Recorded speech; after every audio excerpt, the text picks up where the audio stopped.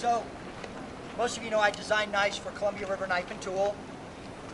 They're based on samurai designs because they work. So you go through and you see lots of knives called tactical. Some of them I have no idea what they're designed for, but they weren't designed for use against human beings primarily, just by looking at them. The ancients knew more about knife design than we do because they lived with things from sharp pieces of rock through sharp pieces of bronze and iron and steel for millennia, maybe longer. Okay? So what I did with my designs is I went back into Japanese history. What do we need? This was a request by people, guys in Afghanistan that wanted a knife big enough to delimb people up close.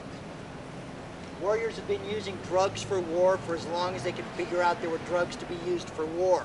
So their opium, imagine them using opium. Does it even grow there? Biggest opium producer in the world. Epinephrine, other things. So pain doesn't always shut them down. If you, however, cut off an arm, well, now you can't shoot back, okay? So these knives,